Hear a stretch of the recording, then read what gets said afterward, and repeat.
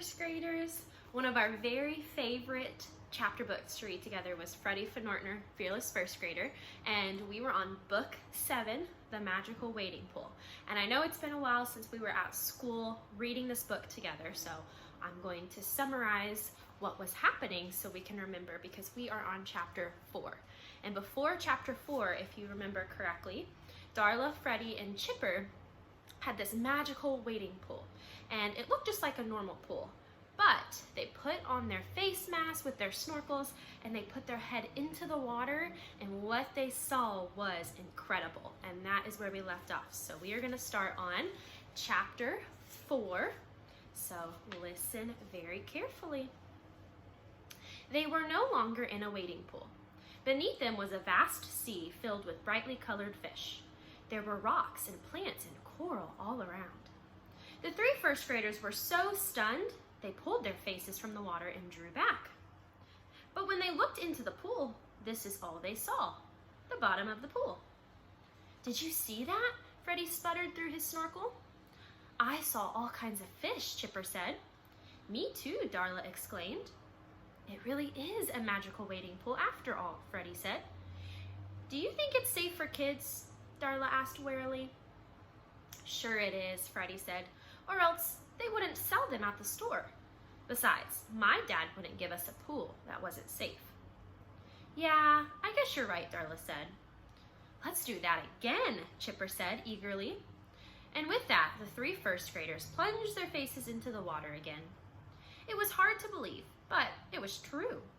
Beneath them, the wading pool had vanished. In every direction they looked, all they could see was a vast ocean filled with undersea life. In fact, the children were no longer kneeling in the pool, but freely floating on the surface of the water.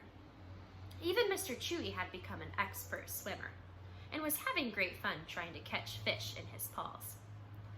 What's more, the 3 first graders found they could talk to one another while breathing through their snorkels. After all, that's what you'd expect from a magical wading pool. A big, colorful fish swam right up to them, gave the 3 swimmers a curious look, and then swam off. "Wow!" Chipper exclaimed. He was cool. "There's another one," Darla said, pointing at a big orange and black fish that suddenly appeared. The fish swam by, not paying any attention to the 3 children and the cat swimming on the surface. It was exciting and it was fun. Freddie, Chipper, and Darla were having the time of their lives in the magical wading pool. But some very strange things were about to happen. And this is the picture at the end of chapter 4. And I think I have time to read one more chapter. Chapter 5. A school of yellow fish went by, and Mr. Chewy tried to catch one. He didn't succeed, but he sure tried hard.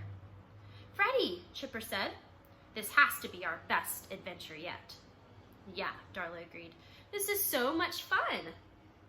Beneath them, on the ocean floor, a giant stingray lumbered past. It was shaped like a triangle and had a long tail. "I've seen things like this on television and in books," Freddie said breathlessly. "But I've never seen anything like this for real." "Look at that big shell down there," Chipper said, pointing. "I'm going to swim down for a closer look." Suddenly, Chipper was needling down into the depths, expertly swimming through the crystal blue waters. "Hey, that looks like fun," Darla said. And she too set off, following Chipper deep into the sea. Not to be left behind, Freddie followed, and even Mr. Chewy came along. The bottom of the ocean was ablaze with all sorts of colorful things: fish, plants, shells, and coral. "Look at the size of that shell," Chipper said, and then he suddenly looked surprised. "Did you guys hear that?" he asked Freddie and Darla. "We sure did," Freddie said. "We can talk, even when we're underwater." "That's because it's magical," Darla exclaimed. "I'm going to ask for a magical wading pool for my birthday." They took a moment and looked at the huge shell. It was almost bigger than they were. "Let's swim over there," Freddie suggested, "by those rocks." He started out and the 3 first graders held hands as they swam. Mr. Chewy swam next to Freddie. And all around them, the sea was teeming with life. Schools of fish were all around, and they paid no mind to the 3 first graders and the cat swimming among them. "Look," Freddie said, pointing to a hole in a large rock. The hole was about the size of a basketball, but they couldn't see inside. It appeared to be a small cave of some sort. "I'll bet a cool fish lives in there," Chipper said. Chipper was wrong. Oh, something lived there all right, but it wasn't a fish. As they watched, they saw something move in the hole. Something was coming out. Suddenly, all 3 first graders gasped in their snorkels. Coming out of the hole was a sea snake. And there's a picture. And that is the end. We are now on chapter 6, so stay tuned for more of Freddie Finortner. Bye!